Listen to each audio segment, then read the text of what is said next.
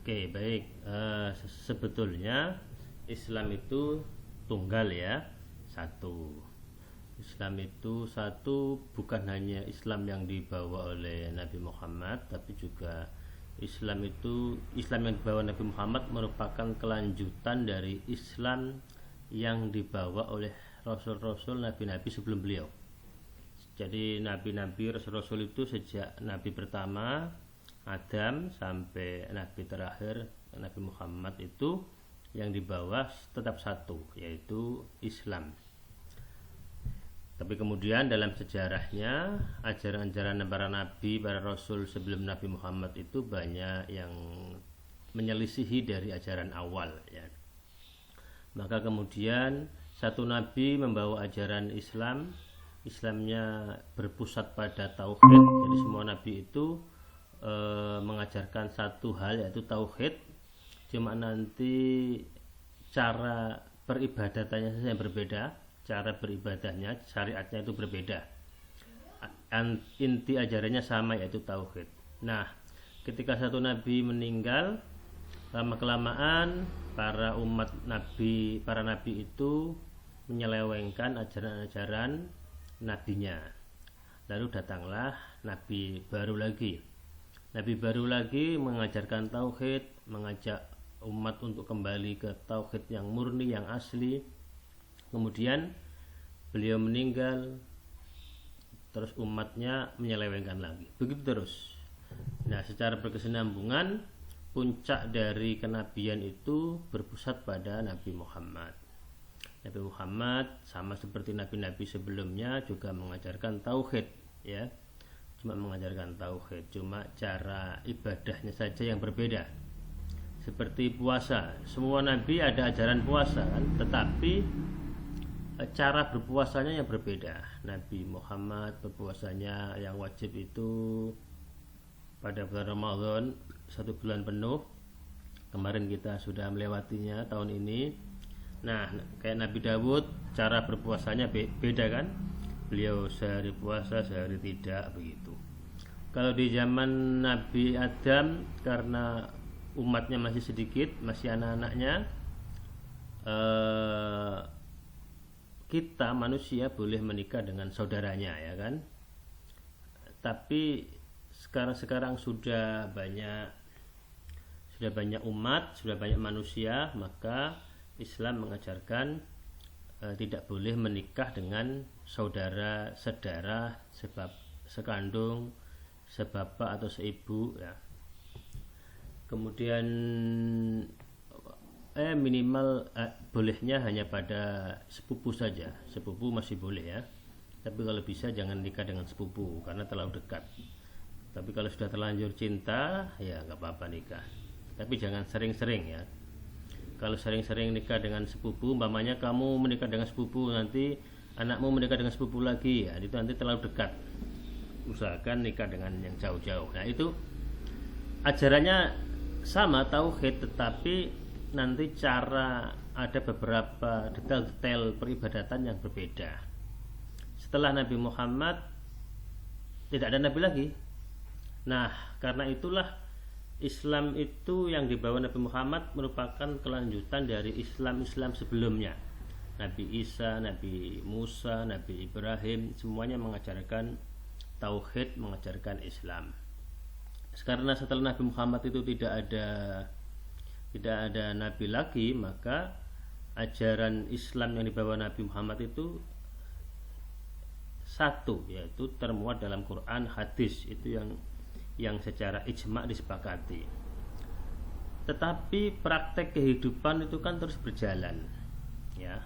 Praktek kehidupan terus berjalan, sementara ajaran Islam itu ada yang bersifat ijmal, ada yang bersifat rinci ya, ada yang bersifat global, ada yang bersifat rinci. Dalam hal-hal peribadatan umpamanya itu sudah rinci, sholatnya sudah terinci, cara puasa sudah terinci, cara zakat sudah terinci. Meskipun kemudian nanti ada hal-hal baru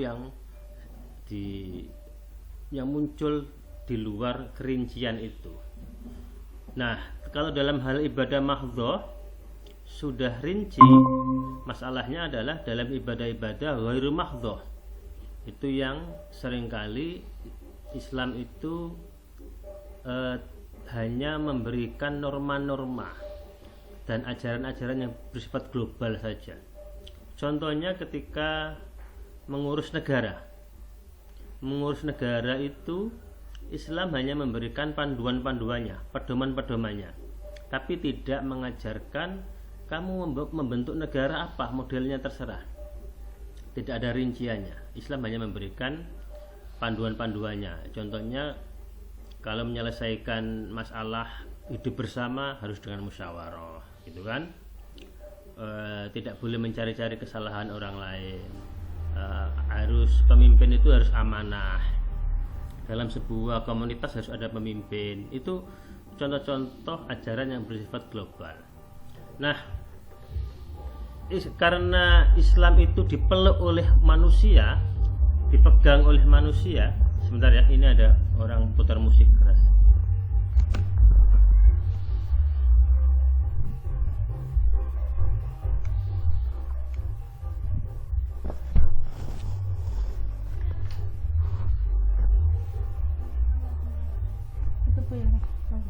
HP ini.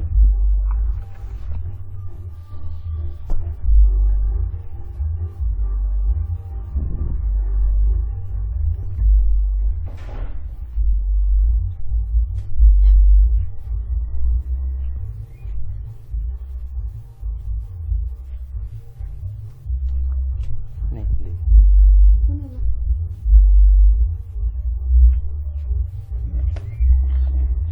Ini.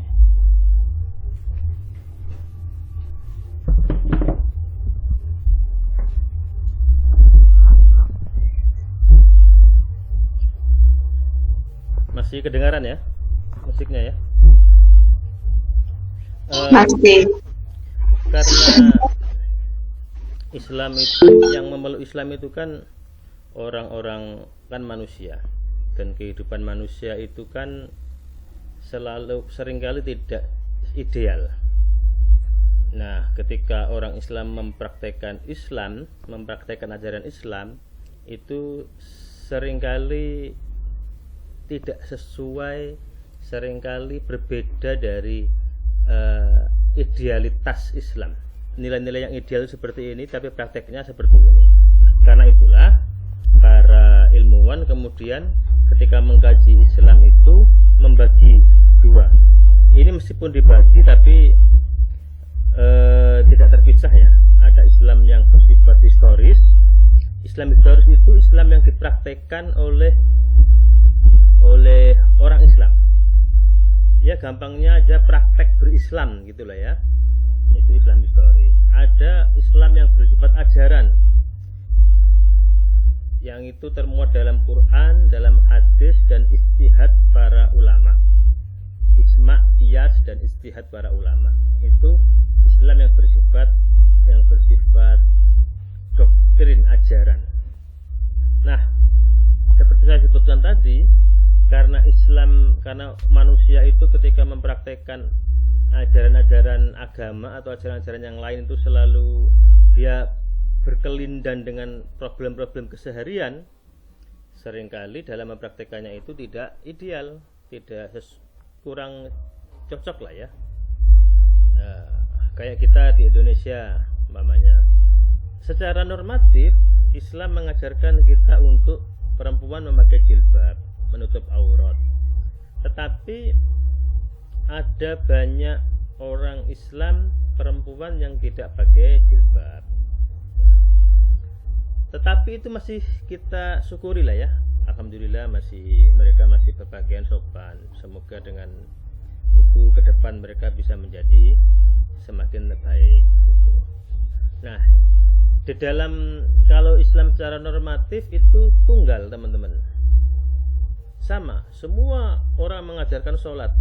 Semua Islam itu mengajarkan sholat. Semua di Quran, di hadis itu sholat kewajiban. Sholat 5 waktu wajib. Tapi dalam prakteknya secara historis ya belum tentu kan. Karena itulah diperlukan pengkajian yang berbeda ketika membaca doktrin ajaran Islam dengan membaca masyarakat atau praktek beragama umat Islam. Itu harus dibedakan karena memang apa yang dipraktekkan oleh umat Islam itu tidak 100% mencerminkan Islam. Seperti saya bilang tadi, seringkali kita itu tidak bisa secara lengkap ideal mempraktekkan nilai-nilai ajaran agama kita. Seringkali kita terbentur oleh kenyataan-kenyataan hidup sehingga memaksa kita untuk tidak bisa mempraktekkan agama kita secara maksimal. Nah, kalau Islam secara normatif tadi bersifat tunggal, relatif tidak ada perbedaan yang signifikan. Islam secara historis itu berbeda-beda di setiap tempat. Di Indonesia, di Turki, di Timur Tengah, di Afrika, cara orang mempraktekkan Islam itu berbeda-beda. Dan itulah yang kemudian membuat keragaman cara beragama, cara berislam. Kalau kita nggak usah jauh-jauh Islam di Indonesia dengan Islam di negara lain ya. Islam di Indonesia saja ketika ada kematian itu cara beragama tiap-tiap kelompok Islam di Indonesia itu kan berbeda-beda. Kalau di Jawa umpamanya orang Muhammadiyah, orang Persis itu ketika ada keluarga yang meninggal ya sudah, selesai dimakamkan ya sudah, tidak ada tahlilan, tidak ada doa bersama, ya, tidak ada tahlilan sampai 1-7 hari, 40 hari, 100 hari, nggak ada. Itu di teman-teman Muhammadiyah NO. Kalau di Muhammadiyah Persis, kalau di teman-teman NO Nahdliyin ada praktek seperti itu. Nah, ada tahlilan hari pertama, kedua sampai hari ketujuh. Kalau di Gorontalo yang Muhammadiyah yang Persis ada takziah ya kan, takziah hari pertama sampai ketujuh sore hari biasanya. Teman-teman NO Muhammadiyah Persis mempraktekkan takziah. Baru nanti malam berbeda lagi. Yang Muhammadiyah, yang Persis, yang Wahda tidak mau ada doa bersama gitu kan di rumah duka. Tapi kalau di teman-teman NO ada.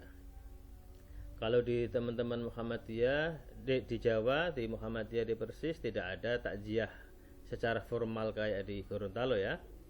Kalau di Gorontalo kan habis asar ada undangan, nanti ada acara yang formal takziahnya.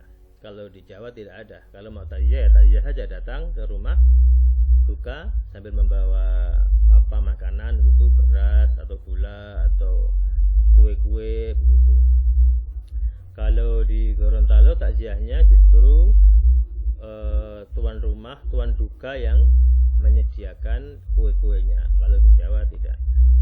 Masyarakat yang membawa makanan, beras atau gula atau yang lain, nanti berasnya itu dimasak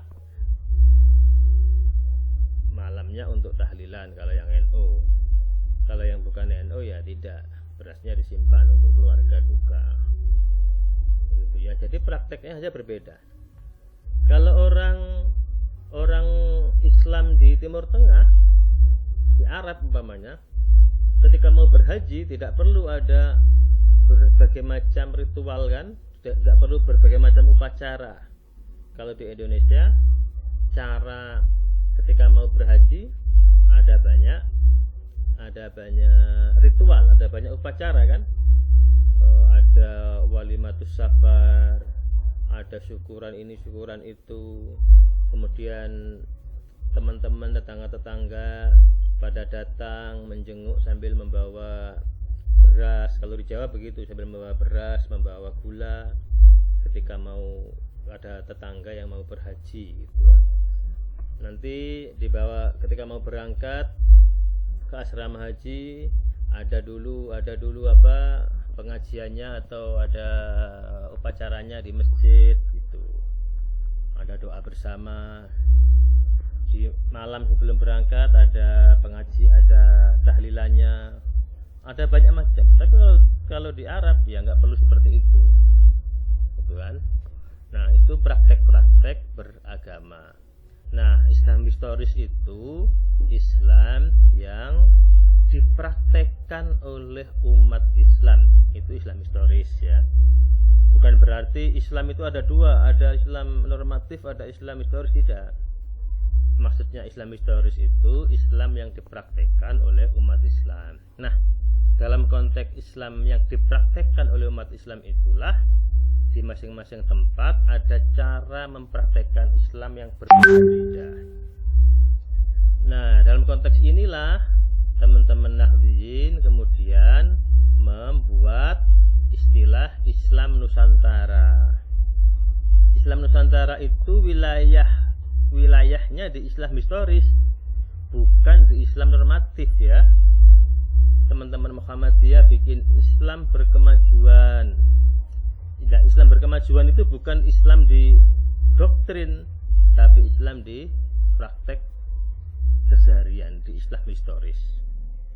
Kalau dia Islamnya di doktrin itu bisa bermasalah ya, karena doktrin Islam itu tunggal satu, tauhid. Nanti cara beribadahnya pun secara global sudah diatur. Sholatnya seperti ini, meskipun nanti pada perincian yang lebih detail ada perbedaan, tetapi secara global sama. Nah, pada prakteknya itulah kemudian yang berbeda-beda. Gitu ya. Kalau teman-teman Nahdliyin suka pakai sarung, teman-teman Muhammadiyah suka pakai celana. Nah, itu ekspresi cara beragama. Ajarannya tetap satu, tutup aurat, gitu kan? Kalau teman-teman Salafi sukanya menutup aurat pakai yang gelap-gelap, ya kan gitu kan? Pakai apa? Hijab yang warna gelap, tidak mau yang warna-warni mencolok. Tapi kalau teman-teman yang lain memakai warna-warni yang beragam, tidak harus gelap. Ajarannya satu, tutup aurat. Tapi cara menutup auratnya berbeda-beda. Yang penting auratnya ditutup. Kalau kamu lihat di NTB itu ada namanya budaya rimpu. Rimpu itu cara menutup aurat orang-orang NTB yang memakai kain batik, kain sarung. Ditutupkan seperti ini, kayak ninja begitu. Kalau kamu lihat film ninja itu ya seperti itu, mereka menutupnya pakai kain sarung. Berbeda kan? Ya, kenapa berbeda? Ya karena lingkungannya berbeda. Itu sesuai dengan respon terhadap kondisi lingkungan, kondisi sosial budaya yang berbeda.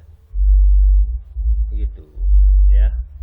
Nah, ajarannya satu tapi cara mempraktekannya berbeda. Enggak masalah, yang penting itu merupakan cantolan doktrinnya itu ada. Kayak tadi menutup aurat, ada yang pakai warna-warni, ada yang pakai suka warna gelap, tidak masalah karena cantolannya jelas, yaitu doktrin ajaran menutup aurat. Tuh. Cara menikah pun berbeda kan? Kalau di tempat saya di Tuban, Jawa Timur itu yang melamar perempuan. Jadi calon istri perempuan melamar laki-laki. Tapi kalau di tempat yang lain, laki-laki melamar perempuan. Boleh nggak perempuan melamar laki-laki? Nah, kalau di tempat saya yang harus dilamar. Kalau di tempat saya, laki-laki yang melamar. Harus laki-laki yang melamar, Ustaz. Apa? Kalau di Gorontalo harus laki-laki yang melamar karena perempuan gengsi. Itu beda cara ya kan? Ajarannya sama. Untuk melamar, pernikahan itu harus ada lamaran dulu, ada khitbah, baru ada akad kan gitu. Nah, cara akadnya pun beda-beda kan? Kalau di Gorontalo kan double tangannya digerak-gerakkan gini, ya. Angkah tukah. Kalau di Jawa cukup dipegang tangannya, salaman tok, tidak perlu digerak-gerakkan. Kalau di NTT begini ya, sambil begini ya, disalimi sambil jempolnya ditemukan ya.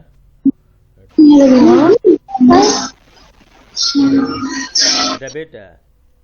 Cara akadnya beda-beda, tetapi ajarannya satu, harus ada akad, harus ada saksi, harus ada wali, begitu ya, beda-beda.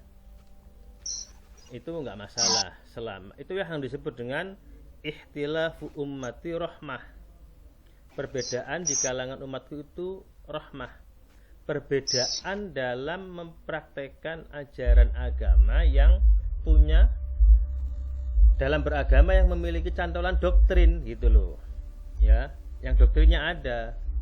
Tapi kalau yang doktrinnya tidak ada, ya bukan rahmah, gitu kan? Makanya itu para ulama membedakan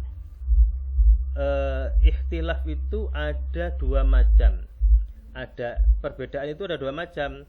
Ada perbedaan tanawwu, berbeda beragam. Ada perbedaan tudot. Tudot itu pertentangan. Perbedaan tanawwu contohnya sholat pakai subuh pakai kunut, itu tanawwu. Kenapa? Karena ada ajarannya, cara memahaminya aja yang berbeda. Kunut itu ada ajaran kunut, cuma cara memahaminya beda. Ada yang menganggap kunut itu sudah tidak perlu dipraktekkan di sholat subuh, ada yang mengatakan perlu, itu sunnah.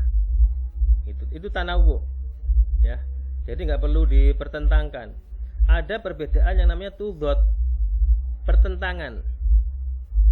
Ajaran doktrin yang sudah asasi, yang sudah usul, itu nggak bisa ditanawukan, pamannya. Nggak bisa. Contohnya gini, kita dengan teman-teman Ahmadiyah, kita menganggap Nabi terakhir Muhammad. Teman-teman Ahmadiyah tidak. Nabi terakhir itu Ahmad, Mirza Ghulam Ahmad. Maka perbedaan antara kita dengan Ahmadiyah itu bukan tanawwu, tapi tudot, pertentangan. Kenapa? Karena si Ahmadiyah itu tidak punya cantolan dalil yang qat'i yang menyatakan bahwa Nabi Muhammad bukan Nabi terakhir. Itu tudot ya. Perbedaan yang bermakna pertentangan. Kita dan Ahmadiyah bertentangan. Tapi kalau NU, Muhammadiyah, Salafi itu bukan pertentangan, itu tanawwu, keragaman, beragam. Cuma kalau beragam itu doktrinnya ada, cuma cara mempraktekkan doktrin itulah yang kemudian berbeda-beda.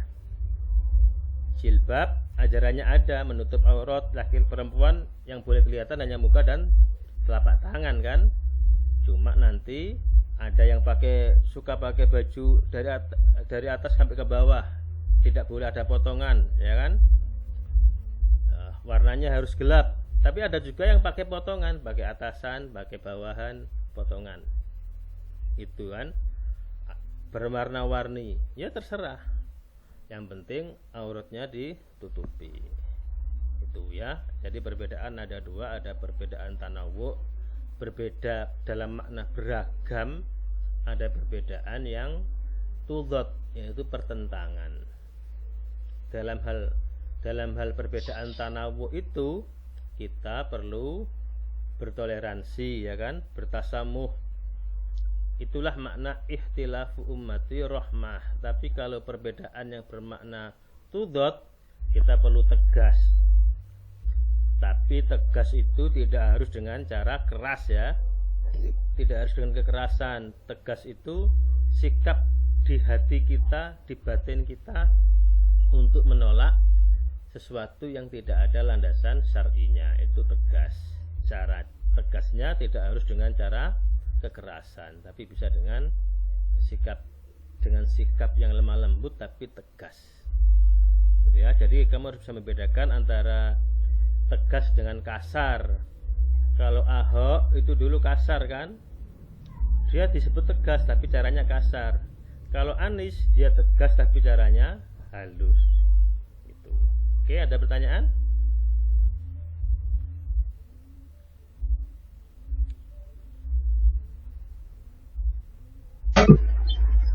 Maaf nih Ustadz, saya pematerinya malah saya yang bertanya. Silakan.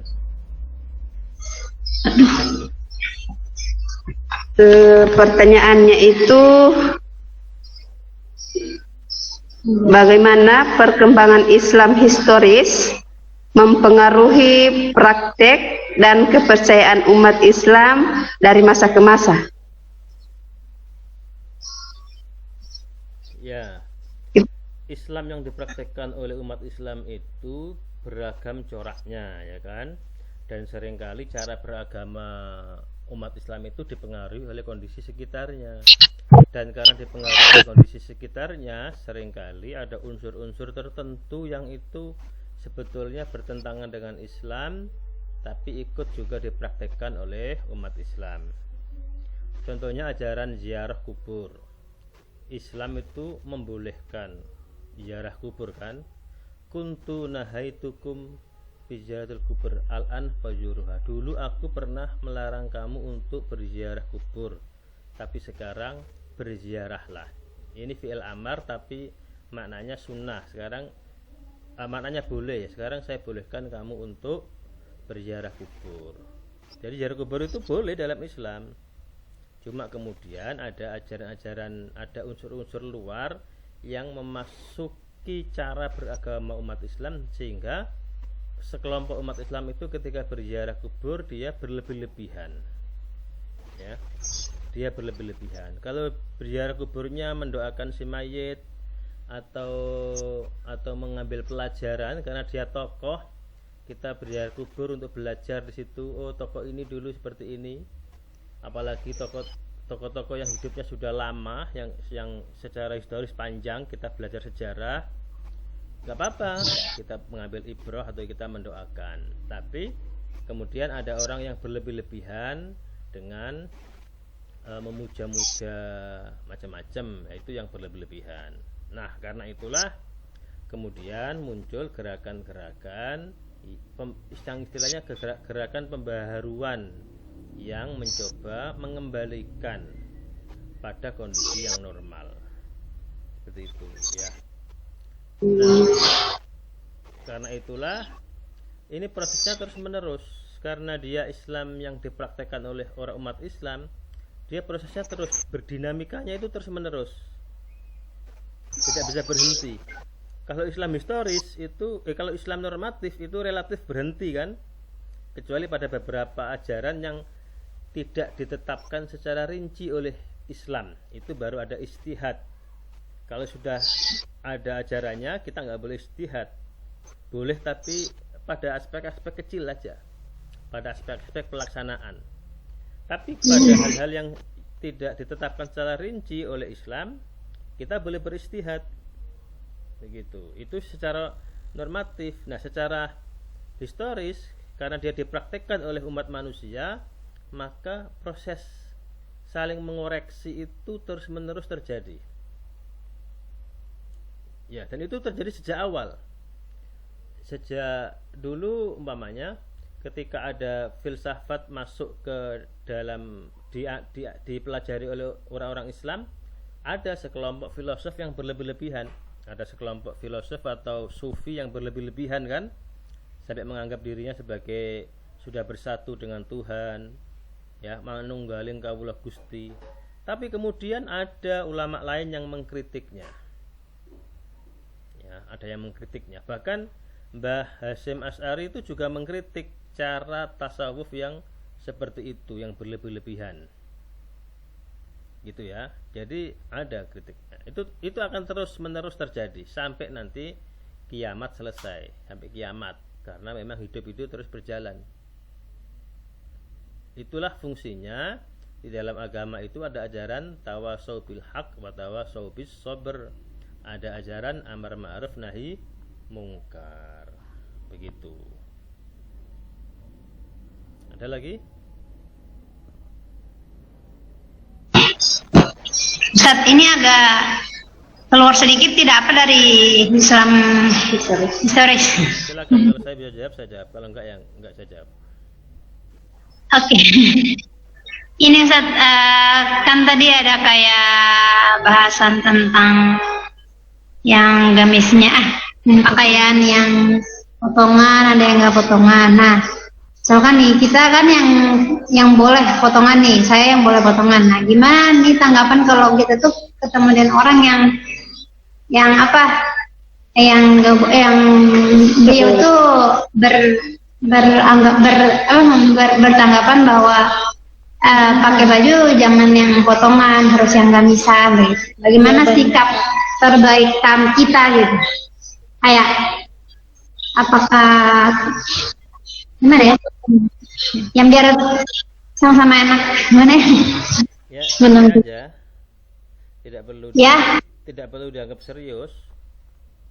Gini, orang itu kalau dia semakin sering berkumpul dengan orang-orang yang berbeda dari dia, lama-lama kita akan dewasa. Ketika kita kecil, kita kan diajarkan cara beribadah, cara beragama versi A, ya kan? Umpamanya yang NO akan diajarkan cara beragama versi NO. Subuh pakai kunut, tarawih 23 gitu kan. Nanti ketika dia sudah agak dewasa, dia akan ketemu dengan teman-teman yang berbeda. Ketemu teman Muhammadiyah, ketemu teman ini, dia akan pertama-tama akan kaget. Tapi lama-lama, oh ternyata ada ya cara beragama yang seperti ini yang berbeda. Nanti ketika dia kuliah, ketemu lagi, ketemu teman-teman Salafi, ketemu teman-teman HTI, ketemu teman-teman yang lain. Oh ternyata ada ya cara seperti ini. Awal-awal kaget, tapi lama-lama bisa biasa saja. Nah, makanya saya kurang setuju dengan sebagian teman-teman yang suka membubarkan pengajian ya. Ada pengajiannya teman-teman Salafi kemudian dibubarkan, alasannya karena suka membid'ah-bid'ahkan. Itu menurut saya cara beragama yang kurang dewasa. Dulu di sebelum kemerdekaan dan di awal-awal kemerdekaan, ketika muncul NU, Muhammadiyah,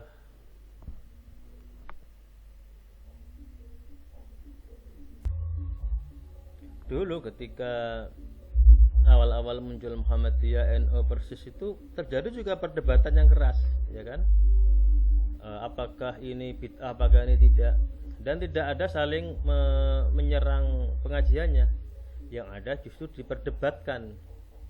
Tokoh-tokohnya bertemu di depan umatnya, kemudian mereka berdebat, mengeluarkan argumen-argumen masing-masing. Sudah, nah itu puluhan tahun yang lalu. Nah kok sekarang kita ketika ada perbedaan, ada yang membid'ah-bid'ahkan, kita malah bertengkar. Itu kan nggak semakin dewasa, harusnya semakin dewasa. Kalau berani, undang aja tokohnya, diajak berdebat. Kalau takut terjadi bentrok karena perdebatan, ya sudah, berdebat secara online, tidak ada jamaah, tapi disiarkan streaming kan? Mana argumenmu mana? Argumenmu mana? Kenapa kamu membid'ahkan? Kenapa kamu menyunahkan? Enak, selesai perdebatannya. Sekarang ada teknologi, dibukakan kitabnya, langsung kitabnya bisa dilihat di screen, di layar. Oh ini toh, enak. Nah ternyata ketika teknologi semakin maju, tapi cara beragama kita tidak maju-maju. Kalau dulu perdebatannya di lapangan secara terbuka, umat berkumpul. Sekarang kok tidak terjadi seperti itu? Ini kan kemunduran. Nah seharusnya ketika kita sudah lama berkecimpung dengan perdebatan seperti itu, ya sudah, tidak perlu ada penyerbuan, pembubaran pengajian-pengajian. Kalau memang terjadi perbedaan dan kelompok lain tidak terima, dijawab saja. Kalau dia membuat ceramahnya di YouTube, ya bikin aja ceramah tandingan di YouTube juga, kan enak. Silakan, ada lagi?